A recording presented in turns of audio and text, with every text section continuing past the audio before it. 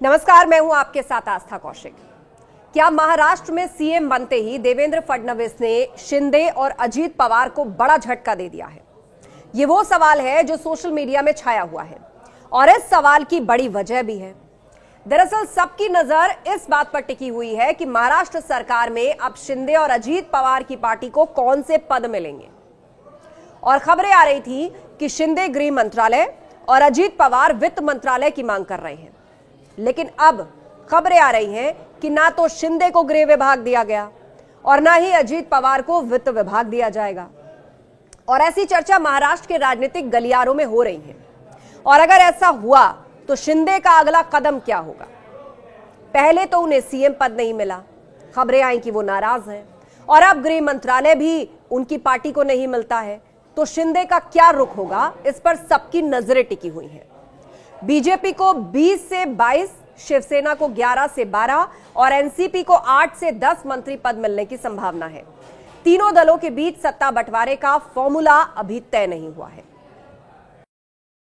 एक तो ये 3 लोगों को शपथ लेने को 15 दिन लगे। इतना भारी बहुमत आज उनके पास है, खुद बीजेपी के पास अपना बहुमत है, फिर जो शिंदे गुट है उसके पास पकड़ा है, अजीत पवार के पास 200 से 225 से भी ज़्यादा विधायक उनके पास है, फिर भी 15 दिन तक वो सरकार नहीं बना पा रहे थे, शपथ नहीं ले रहे। और कल शपथ ग्रहण कार्यक्रम हुआ, उसमें सिर्फ 3 लोगों ने शपथ लिया, यानी अभी भी महाराष्ट्र से के बड़े राज्यों को पूरी सरकार नहीं मिल रही है। उसका मतलब मैं ये निकालता हूँ, आज भी सब कुछ ठीक नहीं है।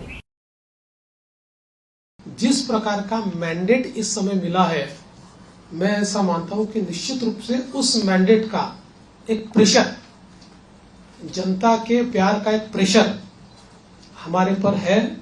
और मैं उसको महसूस करता हूं कि जब अपेक्षाएं बड़ी होती है तो चुनौती भी बड़ी होती है, क्योंकि लोग आपसे अपेक्षा कर रहे हैं, तो निश्चित रूप से उसका प्रेशर मुझ पर है।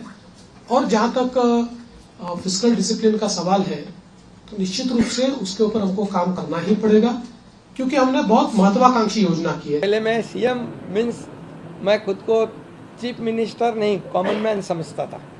अभी मैं डीसीएम हूँ, तो अभी मैं यही समझता हूँ, डेडिकेटेड टू कॉमन मैन 24/7। तो ये हमारी ड्यूटी है, हमारी जिम्मेदारी है।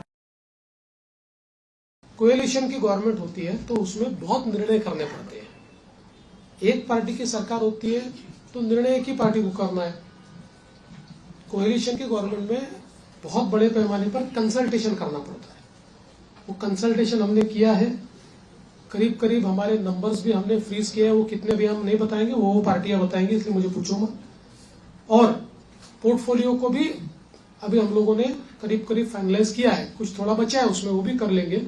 तो मुझे लगता है कि अब हमारे सामने जो प्रश्न थे वो प्रश्न धीरे धीरे समाप्त हो गए। सरकार तो बिल्कुल पैसे का गंदा खेल हुआ, ईवीएम प्रभावित हुए, तो सरकार तो पहले ही वोट तंत्र को हरण करके हुआ है। इसलिए चीज ये सरकार खुद गिरेगी।